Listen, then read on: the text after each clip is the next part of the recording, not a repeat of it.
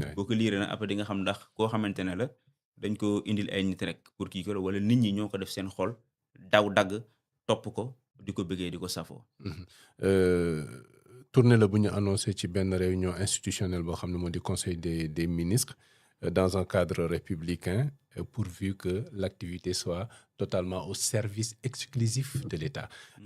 Jamono boobu Moustapha durant la réunion du conseil des ministres le premier ministre Ousmane Sonko abordé na la question du suivi du plan de redressement économique et social et agenda bi également moom xam le na ni il y a des résultats, il y a les premiers résultats très positifs hein, du plan de redressement économique et social et compte rendu bi nga xam ne def na ko également ci visite bi mu amaloon fële les 9 et 10 décembre bi nga xam ne le ministre du commerce extérieur des Émirats arabes unis amal na ko fi mu daal di ci décroché waxoon nañ ko fi 10 accords yoo xam ne concerné na les domaines de l'énergie de l'agriculture entre autres mu doon loo xam ne lu am solo jamono bi nga xam ne nee nañu dëkk bi métti na la situation économique est catastrophique comme le soutiennent certains mais moment boobu le presse qui est 100% sénégalais avec des méthodes de 100% souveraines pardon ak une approche boo xam ne ça vise en fait à mobiliser des ressources yoo xam ne duñ ci soxla bépp bailleur de fonds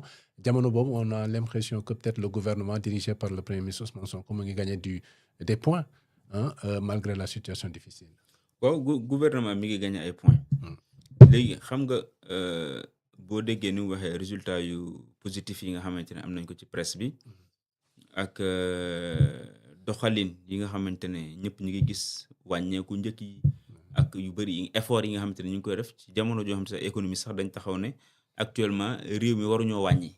parce que fi ñu toll dañoo soxla xaalis amuñu pour dindi yenn xaalis yi di ko bàyyi mi dem parce que ay manque à gagner les jours après. di ko yokk ci subvention. di ko yokk ci ay subvention alors kon muy démarche boo xam ne da ngay gis ne kon njëkk bi boo seetloo réseaux sociaux yi ak yu bëri am na ñoo xamante ne njëkk yi ni mu wàññeeku yëpp image du premier ministre lañ ko taf c'est le gouvernement yaa ngi fàttali communiqué bi Diomaye président defoon di remercier le président de la République moo tax ma ne la léegi loolu président parfois dañ naan kan pour nga mën a départir pour nga bañ di liggéey waa ji di récupérer wala moom bu liggéeyee fis mu récupérer ko ñu ne chef de gouvernement bi mais ñoom ñëpp ay liggéey. mais ñoom ñëpp a ngi liggéey loolu laa kii day coordonné rek mais mener affaire bi également moom moo koy communiquer également. di ko jàngal askan bi mais c'est sous la houlette du président de la République. c'est sous la houlette du président de la République mais lan moo war a kon Diomaye président communiqué ba mu jeex ñoom président lañ gërëm président lañ jàppale. noo ko tuddee ko félicité mais parce que récupération la ñuy def.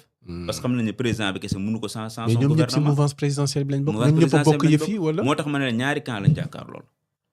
ku ci nekk da ngay bëgg côté bi keneen ki féetee mu fës ci liggéey bi te ñi nga xam te ne ñoo ànd ak le président Diomaye dañuy fàtte ne moom moo nekk ci kaw boo gërëmee Ousmane Sonko naturellement da ngaa gërëm Diomaye parce que moom mooy son premier ministre moom moo ko jox sañ-sañ ak ndigal miy jëf parce que da ngay dégg ñu naan sur instruction du président de la République. Tout à fait. président moo ko sant moo ko digal miy def.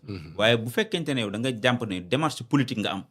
da nga naan kon buñ bàyyee ñu gërëm Ousmane Sonko du sotti nañ fexe ñu gërëm président de la République loolu moo waral doon ngay gis fii ni tey jii par exemple centre de santé sax boo moytul président moo daan dem inauguré ji ko te gis nga boo commencé gis yooyu xamal ne gars yi dañoo am na fuñ am na lu ñu bëggaat bis boo commencé gis ba centre de santé wala ay morgue sax ñu dem di ko ubbi ji di ko inauguré xamal ne gars yi am na fu ñu bëgg a dem te inauguration yi lay commencé tournée yi lay commencé parce que da ngay bañ ñële wala sa gouvernement ministre bu pare da nga naan kaan xaaral ma ñëw inauguré ministre bu pare nga ne ko xaaral ma ñëw inauguré parce que da ngay bëgg yooyu yëpp sa image di ko wane te loolu xam nga kañ lay gën a commencé am n'est-ce pas ñu ngi lancé pose de première pierre rek yooyu noonu loolu lépp buñ du commencé dugg 2027 2028 lay doon ba yenn chantier yi ñu am lëkkaloo ak naari commencé poussé ak yu ni mel ak yooyu noonu si ngay gis nag ne après yooyu yëpp président day ñëw taxaw def cérémonie bi comme ni ko ñële daan defee ak yu ni mel ak yooyu xam ne am na gars yi lu ñu bëgg wane ne fii maa fi nekk. Oui, mais malgré tout nag il faut qu'on constate que Moustapha le premier ministre demoon na fi Émirats arabes unis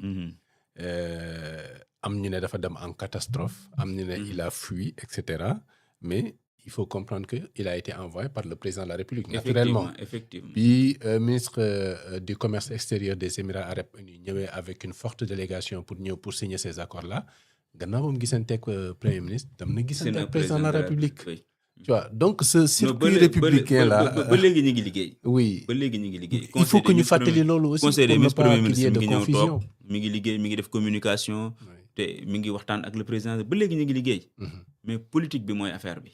Mhm. ba léegi ñu ngi liggéey te politique bi parfois day jékki-jékki am si mooy tournée yi ngay dégg kii ne damay tourné kii ne damay tourné parce que politique bi dañuy ku nekk day léewatoog sa morom. Oui. foofu nag la xarañtee fi di dugg see.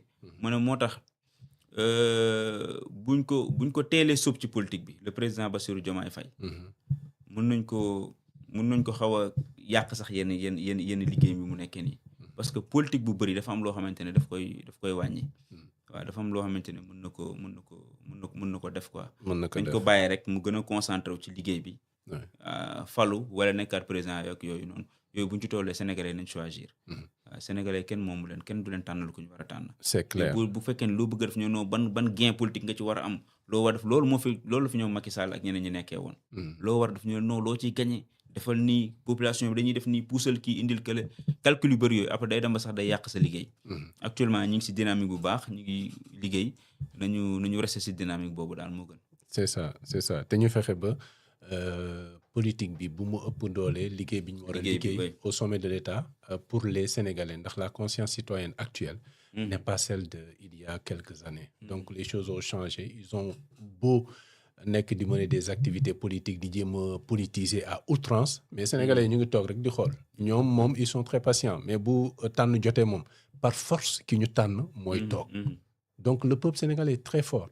Et il faut que politique yi bàyyi ci xel et je crois que nous espérons que l'État du Sénégal ak ñi ko ëmb ñëpp jamono ji muy la mouvance présidentielle dinañ ci conscient.